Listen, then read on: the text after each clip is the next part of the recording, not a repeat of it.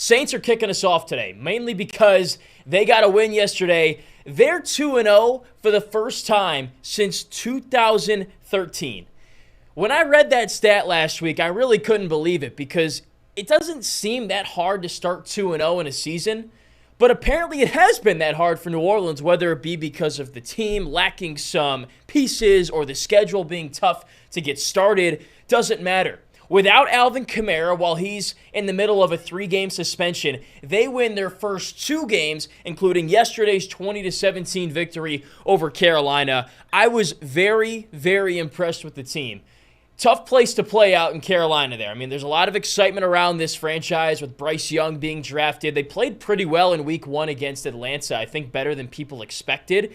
And if maybe you were looking for a place where there was an upset this week, some people may have looked at that Saints favored by 3-point line and put some money down on Carolina. But New Orleans came in and left no doubt, really. The defense did exactly what I thought they needed to do, and they did exactly what they did against Tennessee. They got pressure, and they bottled up this Carolina offense, literally shoved Bryce Young and everybody else in that offense into a water bottle, closed it, and put it on the shelf. Like, they were a non-factor all game. Bryce Young, 2 carries for 34 yards. I told you, he won a Heisman Trophy in college at Alabama. How did he do it? Obviously, he's a prolific thrower of the football, had some weapons there, but also because he has an elite ability to move around in the pocket, extend plays, not only with his feet, but with his arm. And Carolina did not let him do that. These defensive linemen, by and large part, kept him in the pocket. They maintained their gap responsibilities. The linebackers, they spied, they dropped back in coverage, and anywhere Young went, they knew exactly where they were going,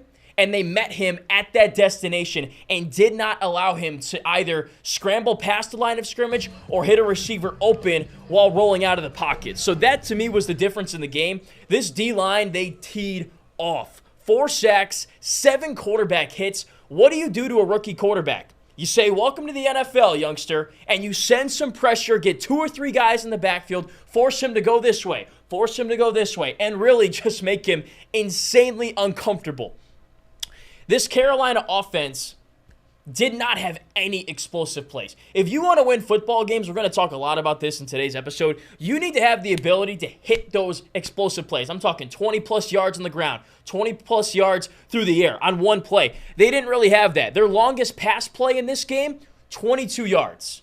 Not explosive in my opinion. I know it's more than 20 yards, but that is not a pass play that's going to extend a drive or lead to a long touchdown. That's what you need to win football games in this day and age of football. They didn't do it through the air. And then on the ground, Carolina's longest run play was Bryce Young's scramble for 26 yards.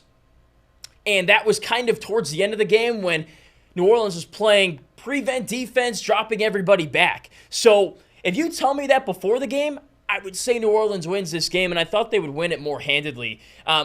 The difference in this game for me was this. Could have been a little bit different if this didn't happen. New Orleans' third down defense, stout. Capital S, stout. Carolina was 4 of 14 on third down, and a big reason why this stat was flashing all game long. The average distance on those third downs for the Panthers was 7 or more yards, which forced Bryce Young to sit in the pocket against that swarm of New Orleans defenders, the 5 and 6 guys that were blitzing on those downs. You forced him to sit in the pocket, let the pass play develop, and then find a receiver open, which for, I'd say, the majority of the game and majority of opportunities, he did not do that. The only thing he did was maybe roll out left, maybe roll out right, and throw it away or throw it in the dirt. That's all he could do. So this New Orleans defense can lead this team to not only a division title, maybe a conference title, and maybe a Super Bowl title. I was sitting with a Saints fan yesterday watching the game, and he's told me the story with this team for years has been, we've got the defense, we just don't have enough on offense. That needs to change this year. If New Orleans wants to do anything elite this year, it's all about that offense. Can the offensive line play better? Derek Carr was sacked 4 times, took 6 quarterback hits. He wasn't comfortable in the pocket, which is why he threw an interception into triple coverage and missed some receivers on out routes and really throws where there was no pressure in the pocket, but he's jumping around, he's bouncy. He's just clearly not settling in back there and missing throws. And that run game needs to continue to build. No Alvin Kamara, we know that.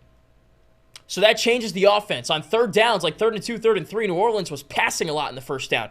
Then they started handing the ball to Tony Jones Jr. He is that dude. This guy runs like every time he touches the ball, it is the last time he will ever touch a football. You don't have that kind of intensity in the running back room right now. So Jamal Williams got hurt. Tony Jones was like, all right, bet. This is my opportunity to seal my roster spot with the Saints. And he ran angry. 12 carries, 34 yards. That's not flashy, but 2 touchdowns to really put this game away. So, look, New Orleans, you've got the defense, all right? They still haven't allowed a touchdown, in my opinion. I mean, that was a, backdoor cover, 2 minutes left, dinking and dunking down the field to make the score more respectable. This was a 20-9 football game. This defense is for real. Now, can your offense continue to improve? And when Alvin Kamara gets back, can you be a well-oiled machine? That's the biggest question for the Saints. If they can do all of those things, the sky is honestly the limit for New Orleans this year.